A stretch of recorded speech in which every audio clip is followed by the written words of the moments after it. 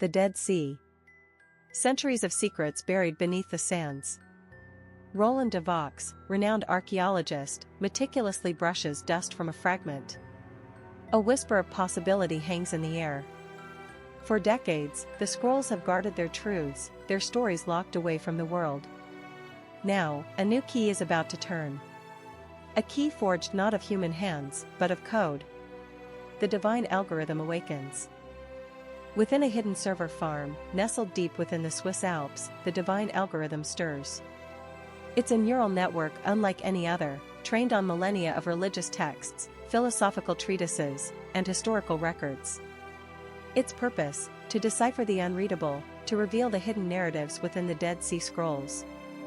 A cold, calculated intelligence begins its work, seeking patterns unseen by human eyes.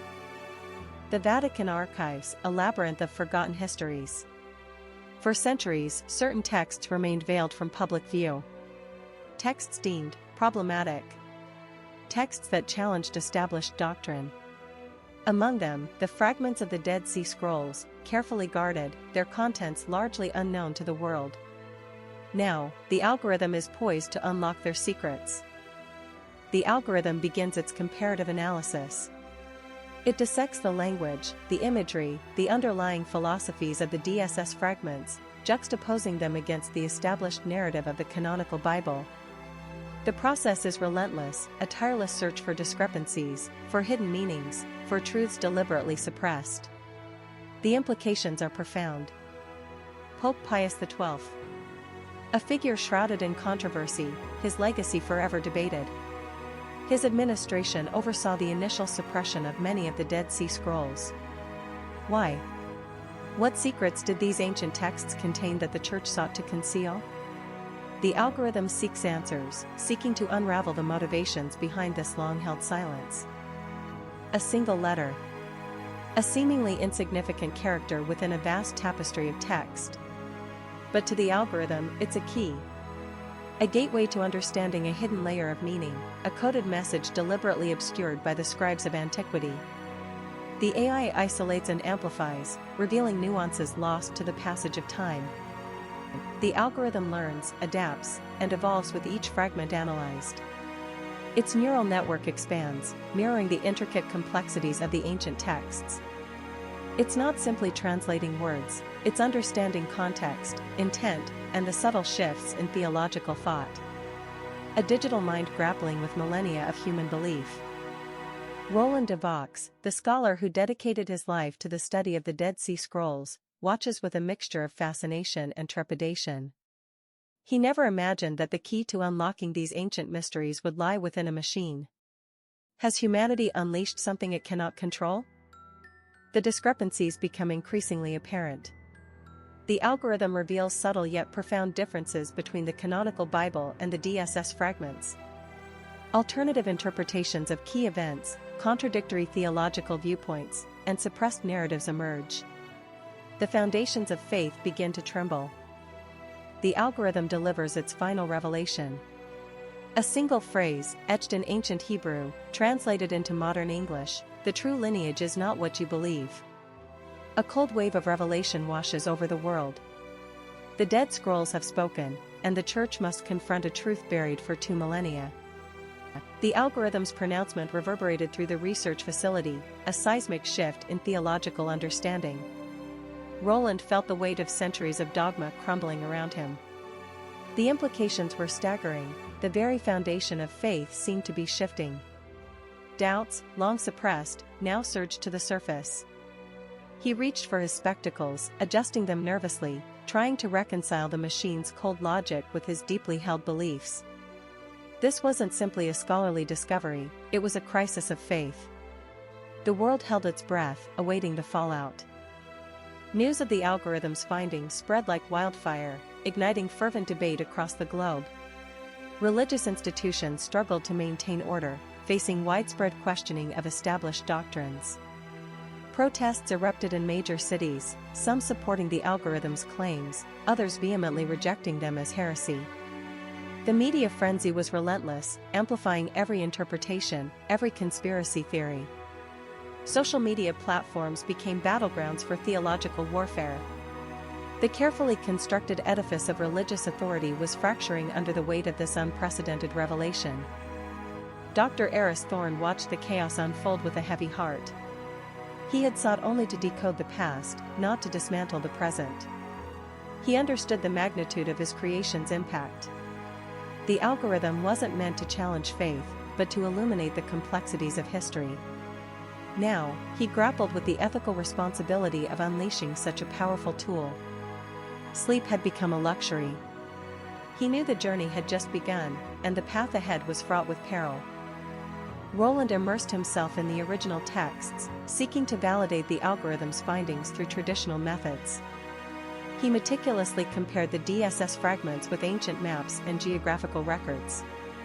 He searched for clues, for corroborating evidence that would either confirm or refute the algorithm's unsettling pronouncements. Days bled into nights as he pored over brittle parchment, his hope dwindling with each passing hour. The scrolls held secrets, but deciphering them was a painstaking process. A clandestine meeting took place, shrouded in secrecy. Roland found himself facing Elias Vance, a powerful and enigmatic figure with ties to influential organizations. Vance offered assistance, but his motives remained unclear. He spoke of preserving historical accuracy, but Roland sensed a deeper agenda. Trust was a fragile commodity in this new reality. The stakes were higher than ever, and Roland knew he was walking a dangerous path. While examining a particularly obscure fragment, Roland noticed a symbol he had overlooked for decades. It was a complex geometric design, subtly different from any other in the collection. The symbol resonated with a forgotten branch of ancient mathematics, hinting at a hidden layer of meaning. This discovery offered a glimmer of hope, a potential key to unlocking the algorithm's deeper insights. It was a thread to pull, a path to explore. Dr. Thorne received an encrypted message, its origin unknown. The message contained a single, cryptic phrase, "They know." He recognized the urgency in the tone, the veiled threat. Someone was aware of the algorithm's true capabilities, and they were not pleased. He immediately initiated security protocols, fearing a targeted attack. The implications were chilling. His creation had awakened powerful forces who wished to keep the past buried. A coordinated cyber attack targeted the algorithm's servers. Skilled hackers, working for an unknown entity, attempted to disable the system and erase its data. Dr. Thorne's team fought valiantly to defend their creation, but the attackers were relentless. The battle was fierce, a digital war waged for control of the past. The fate of the algorithm, and perhaps the world, hung in the balance. Recognizing the shared threat, Roland de Vaux and Dr. Eris Thorne formed an uneasy alliance. They realized that they needed each other's expertise to protect the algorithm and its findings. They exchanged information, sharing insights and strategies. Despite their differing backgrounds and perspectives, they found common ground in their dedication to truth. Together, they prepared to confront the forces arrayed against them. The facility came under attack. Explosions rocked the building, and chaos erupted as armed figures stormed the premises. The attackers were determined to silence the algorithm and suppress its revelations. Roland and Thorne fought alongside their team, defending their creation with unwavering resolve. The battle was desperate, a struggle for the future of knowledge. The truth had become a weapon, and the fight for it had just begun. The blast wave throws them back. Dust and smoke fill the air, obscuring the attackers who were pushing deeper. Thorne coughs, checking Roland for injuries. "We need to move, now. They're after the core data." Roland nods grimly, his hand instinctively reaching for his concealed weapon. The algorithm's fate hangs precariously in the balance, with every second counting. They navigate the wreckage, seeking a secure escape route. The building groans under the strain, threatening to collapse completely. Laser fire zips past, forcing them to dive for cover behind overturned equipment. The attackers are relentless, closing in fast. "They're coordinated," Thorne says, panting. "This isn't just a random attack." Roland assesses their situation, spotting a ventilation shaft. "That way. It's our only chance to bypass security." He gestures urgently, and they burst into the shaft, scrambling for purchase on the metal grates. The ventilation shaft is cramped and dusty. Thorn struggles to breathe, his lungs burning. "How much further?" he asks, his voice muffled. Roland checks his watch. "Almost there. Just past the server room." The sounds of the attackers' footsteps echo above them, growing closer. They press themselves against the metal, holding their breath, hoping to remain undetected. The air is thick with the smell of ozone and fear. They drop into a dimly lit room, the air cooler and cleaner than above. Rows of servers hum quietly, bathed in green light. "We made it," Thorn breathes, relief flooding his face. Roland scans the room, his eyes narrowed. But they're not far behind. "We need to secure the data before they breach this level." He begins rerouting the system's core files to an external drive, his fingers flying across the console. Thorn's fingers blur as he initiates the data transfer. Red lights flash on the consoles as the system strains. Roland deploys electronic countermeasures, attempting to disrupt the attackers' tracking devices. "They're jamming our comms," he reports. "We're on our own." The tension in the room is palpable, broken only by the whirring of the servers and the frantic clicking of keys. The steel door bursts open, and the attackers flood into the room, weapons raised. "Stop them," their leader shouts. Roland throws a smoke grenade, filling the room with thick, obscuring fog. "Go. I'll hold them off." Thorn hesitates, but Roland gives him a stern look. "Get the data to safety. That's all that matters." Thorn reluctantly obeys, grabbing the external drive and fleeing into a nearby passage. Gunfire erupts, ricocheting off the server racks. Roland moves with practiced efficiency, taking down attackers one by one. He uses the environment to his advantage, dodging behind equipment and utilizing cover. But they are outnumbered and outgunned. He's fighting a desperate rearguard action, buying Thorn precious time. Thorn races through the labyrinthine corridors, the sound of gunfire echoing behind him. He glances back, seeing the attackers gaining on him. He ducks and weaves, using his knowledge of the facility's layout to his advantage. He knows that if he's caught, everything will be lost. His heart pounds in his chest, his breath coming in ragged gasps. He bursts through a hidden door, emerging into a darkened service tunnel. The air is cold and damp. He follows the tunnel, hoping it will lead him to safety.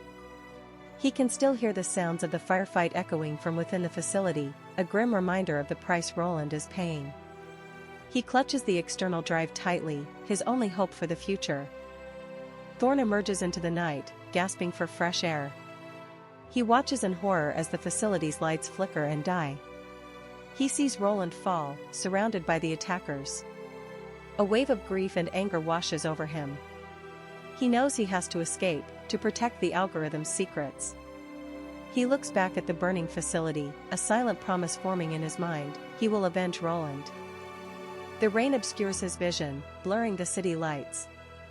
He pushes onward, adrenaline fueling his escape. Each passing car feels like a potential threat, a beacon for his pursuers. He glances over his shoulder, a fleeting glimpse of headlights gaining. He needs to lose them, disappear into the anonymity of the city. The scent of ozone hangs heavy in the air, a lingering reminder of the facility's destruction. He checks his watch, time is running out.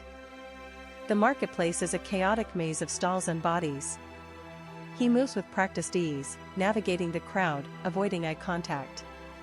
The constant movement provides cover, a momentary reprieve from the relentless pursuit.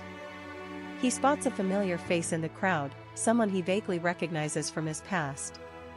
A flicker of hesitation crosses his face, but he presses on, his focus solely on escape. The noise is deafening, a wall of sound that both obscures and amplifies his anxiety. The warehouse is silent, save for the occasional creak of wood and the distant hum of the city. He crouches low, concealed amongst the shadows. The air is thick with the smell of decay and neglect. He waits, listening intently for any sign of his pursuers. The silence is unnerving, a deceptive calm before the storm. He knows they are still out there, searching. He frantically dials the number, his heart pounding in his chest. The phone rings, each ring an agonizing eternity. Finally, a voice answers, hesitant and strained. He relays his situation, his words clipped and urgent. The contact offers limited assistance, urging him to meet them at a pre-arranged location. Time is critical, he has to move quickly. The dock is deserted, shrouded in shadows. The boat is old, but seaworthy. He checks the engine, ensuring it's ready for departure. The smell of salt and diesel fills the air. He scans the horizon, looking for any sign of his pursuers. The waves crash against the pilings, a constant reminder of the vastness of the ocean. The boat cuts through the dark water, leaving the city lights behind. The only sound is the engine and the gentle lapping of waves against the hull. His contact is a woman, sharp and efficient. She offers little conversation, her eyes constantly scanning the surrounding darkness. Trust is a luxury he can't afford. The storm hits with brutal force, turning the sea into a raging tempest. Rain lashes down, blinding him. The boat pitches and rolls, threatening to capsize. He struggles to maintain his balance, fighting to keep control. The contact works curiously to navigate through the treacherous waters. The searchlight beams illuminate the boat, exposing them to the enemy. The larger vessel is relentless, closing in fast. The contact expertly maneuvers the boat, attempting to evade capture. Thorn prepares for a confrontation, knowing they can't outrun them forever. Gunfire erupts, shattering the night. Bullets ricochet off the deck, sending sparks flying.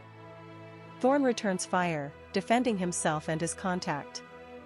The boat is damaged, the engine sputtering.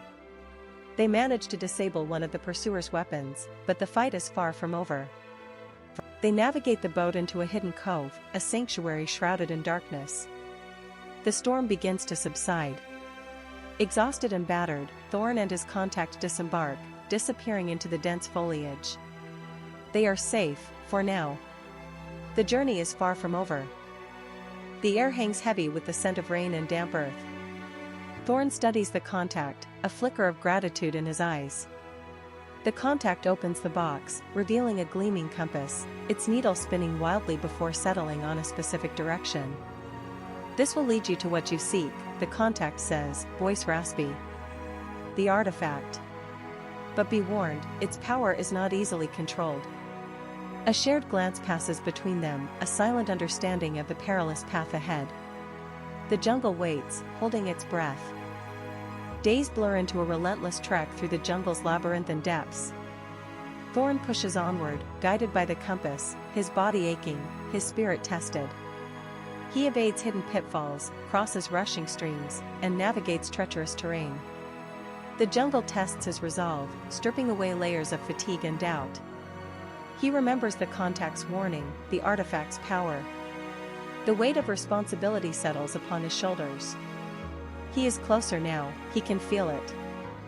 The compass leads Thorn to a clearing, revealing an ancient temple swallowed by the jungle. Stone carvings depicting bizarre creatures cover the weathered walls, hinting at a forgotten civilization. A sense of foreboding washes over him.